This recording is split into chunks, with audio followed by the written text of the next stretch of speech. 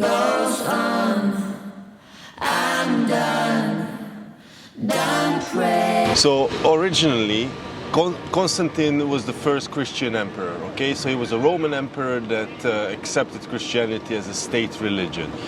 Eventually he baptized himself as well by the end of his life. It took a while for him to change,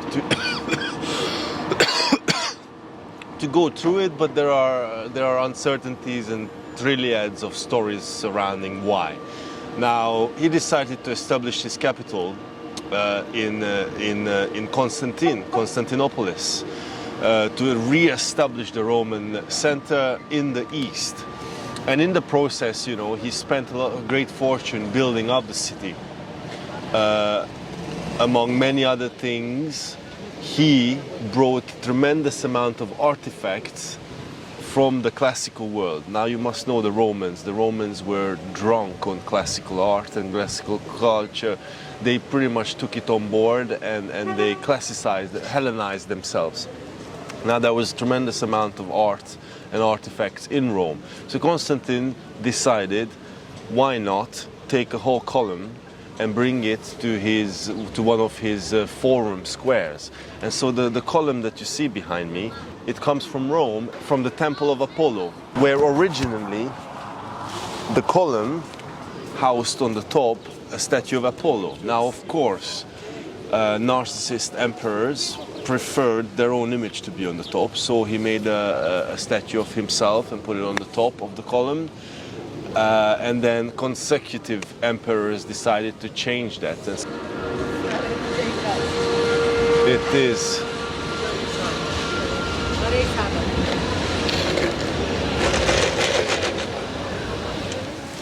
So, third time lucky.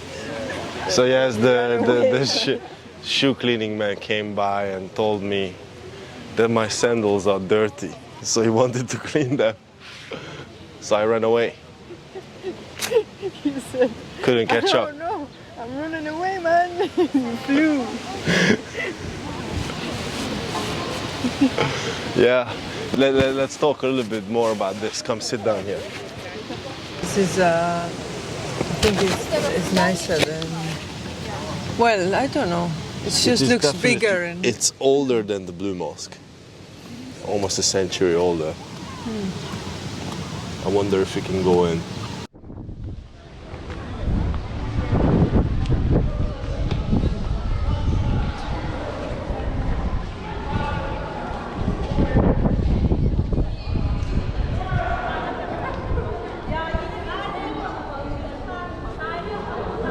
This was built by Sultan, which has a very close connotation to my history, to my upbringing, as Hungarians who lived under Ottoman occupation for centuries.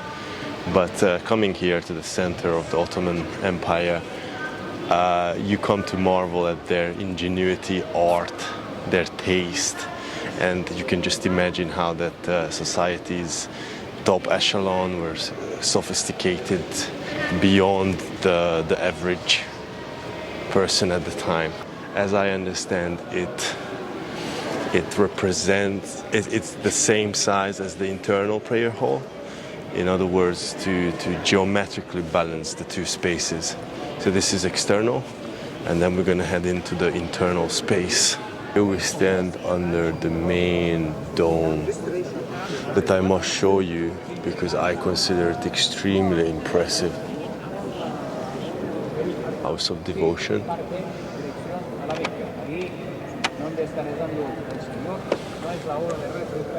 Nevertheless, the architecture is extremely impressive.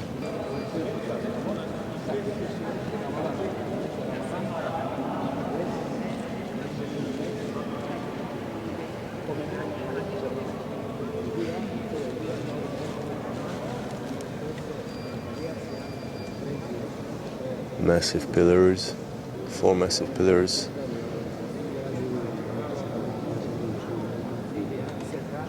Holding the central dome up.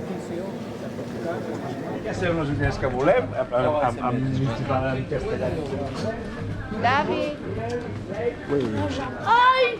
Magkatabi tornado na! We're at an astounding site called the Top Kapi Topkapi Palace grounds. Just entered through these magnificent arches. Somehow remind me slightly of a Japanese courtyard entrances. Also this ledge around, it's quite oriental. We got ourselves some audio guide, and we're gonna follow it and learn. Life goes on. I'm done praying for you. Is this my God? Have to break the silence, 'cause words are stronger than all our lions. I'll let you kiss me if you say you miss me. I just wanna feel alive. So suck it up. If you can't ignore me, I live alive. You should record this. Look at me flying, so satisfying. See you bluffing when you act like nothing. You're not better, babe. You're not better, babe. You're not better. Why you So Sophie knows what is there to know. Tell us, where are we now? Point.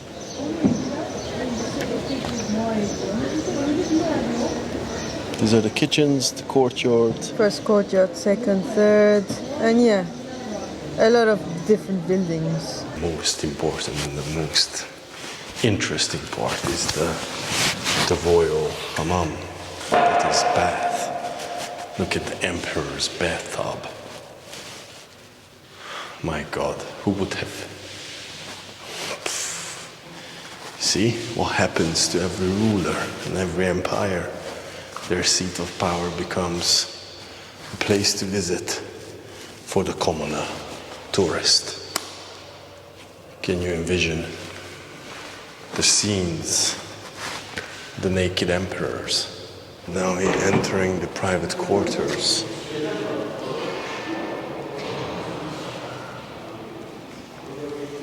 It's very cozy, very private.